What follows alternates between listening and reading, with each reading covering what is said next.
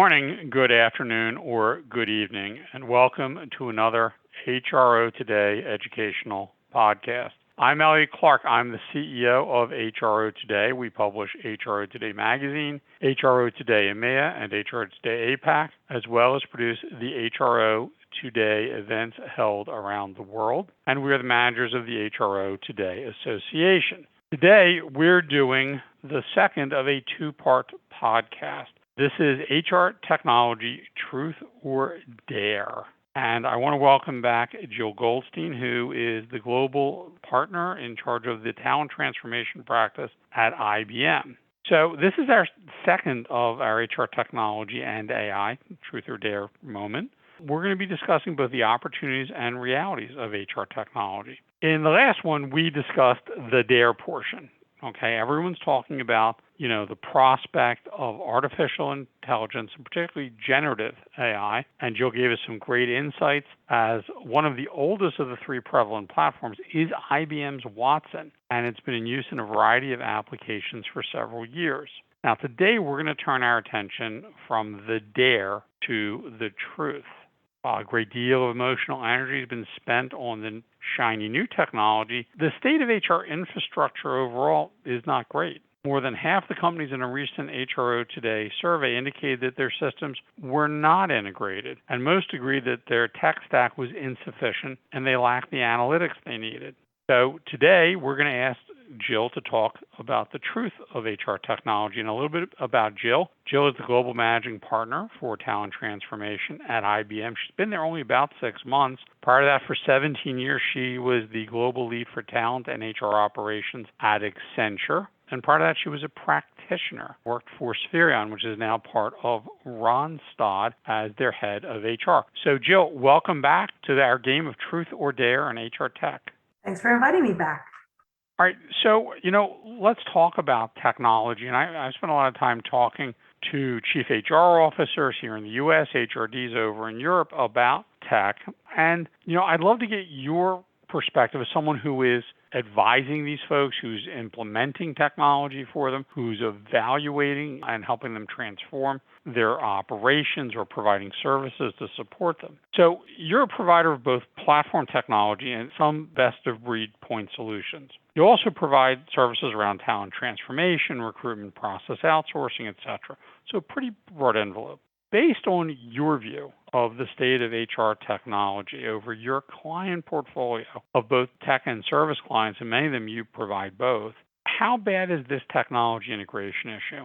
And are the myriad of products out there, just this flood of products that is in the marketplace, are they confusing buyers so much that they wind up buying things that don't integrate well in the first place? So, Elliot, how could you not be confused? The market has such a wide array of point solutions available across the full employee life cycle at varying levels of maturity and effectiveness. And with all of those options, there are integration challenges. Integrating disparate systems can be complex, requiring significant effort, resources, coordination between platforms and vendors. And we all know that some of our legacy systems may lack robust APIs and interoperability, making integrations just so challenging. So I believe that we're starting off with access to a market that has an abundance of capabilities. And it's tough for even my team to keep a handle of what's available in the marketplace. And so I can only imagine what it's like to be an HR professional in an enterprise, trying to understand not only what's available, but how to best select and then deploy those niche solutions as a part of a broader technology blueprint.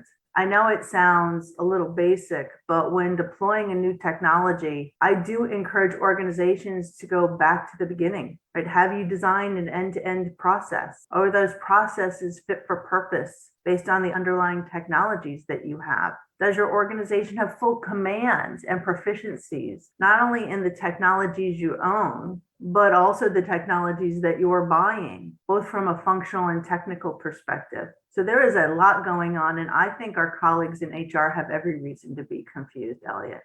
I joke around. It's dried up a little bit in 2023, but over the last few years, there has been, I'll say the last 5 years, there's been so much I'll call it irresponsible VC money and private equity money in the marketplace. I've joked, and you are the successor in interest, IBM, to the company where I used to work, Connexa. You bought the technology and service arms of Connexa several years ago. I joke if I ever went back in the software business, I would open a company called Yet Again, which was basically I'm doing the same thing everyone else does, yet again, and just copied, and someone said, what do you do? I said, we do the same thing as them. But there are so many. Do we need 14 different CRM products out there and then a whole bunch of other, minor point pieces that are, how many interview scheduling platforms do we need to exist when it's already built into most of the ATS and CRMs anyway, and usually into both. Companies have a CRM and an ATS and an HRMS system, and they all do interview scheduling. That's right. So do you tell people that are looking at buying these point solutions to stick to more? And now I'm going to ask you a really dangerous question, which I like doing and catching people off guard. Are companies better off investing in platform products like Oracle, like SAP, like Workday, et cetera? Or are they better off investing in individual point solutions from a variety of different vendors? Do you guys have a position on that? Well, I definitely have a point of view. And my point of view is that if you've made the commitment and investment to deploy a cloud-based system like Oracle, SuccessFactors, and or Workday, as well as other cloud providers that might provide systems of record, my recommendation is to always start there. That there was a very large investment made in that asset, and that asset, those providers in the market will continue to invest and grow their capability more broadly. And if you start with an intention to sweat that asset and maximize your investment, this idea of interoperability is almost a given, right? Because you have less inorganic integration to make happen. The one thing I would suggest, though, is that to make that strategy a reality, organizations, whether or not they're HR organizations or IT organizations, make sure that within their service delivery organization and model, that they are budgeting for understanding the roadmap of these cloud HCMs. They're understanding and executing impact analysis each time one of these software upgrades come to fruition, and that they're sunsetting any niche solutions that may now be outdated. So I think it's the right strategy as a starting point, but I think to make it work, you need a commitment to make sure that you're continuing to invest and maximize your investment in those cloud HCMs. One other point, Elliot, just to make this clear, I recognize that even though that's a starting point, it may not be the right answer for every organization out there. But I do believe if you start with the presumption of a platform strategy, maximizing your investment in those cloud HCM solutions, then you'll minimize the number of point solutions that you bring in to surround it. I think we're in violent agreement on that. I've been saying it for years, which irritates the software industry, that if you're an enterprise level multinational, you are better off with a platform approach than you are trying to cobble together a solution that you're going to integrate yourself. You sort of led right into my next question, which is, and you've been head of HR in a company, so it's your day one. You come in, and we understand the problem as you laid it out. You come in and you discover your infrastructure is not integrated, and you've got kind of a mess, which most people have right now. What are the steps that HR leaders should take to fully integrate their platforms so that they can provide that seamless experience to internal clients and also to be able to integrate with external providers such as benefits processing, RPO, payroll, et cetera? What do we need to do strategically? How do you need to think about the problem of integration if you're coming in and inheriting an infrastructure? So I'm going to take a step back before I answer your question, Elliot, and I hope that's okay. In my experience, organizations are underwhelmed with the value that they've achieved after deploying a cloud HCM. And that's not because of the capabilities of Workday, Oracle, and SuccessFactors, as well as other providers, because they tend to be really very strong. In more cases than not, tends to be because organizations made business decisions along the way that sub-optimized the value they were getting from the cloud HCM. So before jumping to technologies as a solution, the first thing that I would do as a new CHRO coming into an organization is to really evaluate and do a diagnostic of my current technology landscape and where I could point back to that cloud HCM before going out and understanding the market. So that would be the first thing I would do.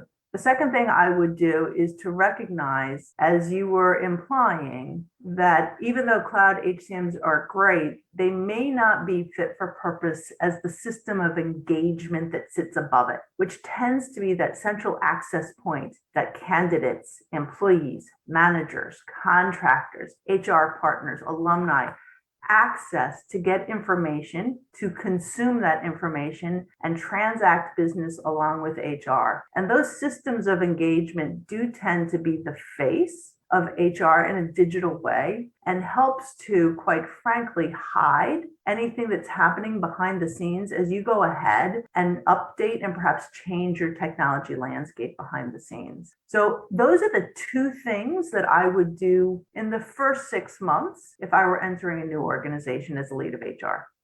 Interesting. So in the real world, the first thing you're recommending is that people get real about where they really are. Yeah. I think sometimes the folks don't really think about these systems are attached to an organic enterprise that is constantly evolving, changing processes, changing priorities, and they expect that it's going to just change easily. The software has to be able to adapt to the work processes and the workflows. Do you think that the CHROs of today are thinking proactively about technology in a more informed and effective way than, let's say, they may have been 15, 20 years ago? Let's say when you were starting at Accenture, there's been a lot of evolution in the HR executive suite. Do you think we're better at this than we were in those days? Without hesitation, I say that we are in a much better place.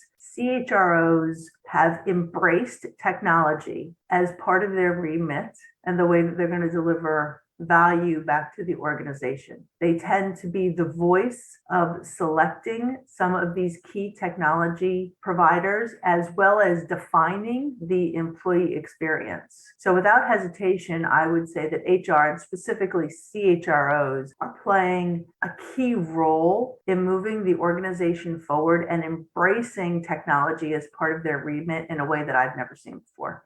That's encouraging. That's really encouraging to hear. Well, we're out of time, and we are going to continue to cover this topic at HR Today about technology, and I may have Jill back on a future podcast. I want to thank Jill Goldstein, who is the Global Managing Partner for Talent Transformation for IBM. She's been willing to play truth or dare with me, talking about, HR's tech moment. We talked about in the first podcast generative AI, and today we've talked about the state of HR infrastructure. And AI, frankly, is part of it. Many of you in the audience are using it, or you may have providers that have it incorporated into their platforms, and it's not even something you're thinking about, but it is running inside your infrastructure. I think Jill's given some great advice on how to think about the infrastructure, and also great encouragement that HR is much more tech savvy in its approach to technology than it was in the recent past. So once again, Jill, thanks so much for taking part in the podcast. Thank you so much, Elliot. I enjoyed it. All right, great. Well, we'll have you back. This is Elliot Clark. I'm the CEO of HRO Today. I hope you found some of this conversation interesting, and we look forward to you joining us on a future HR Today educational podcast.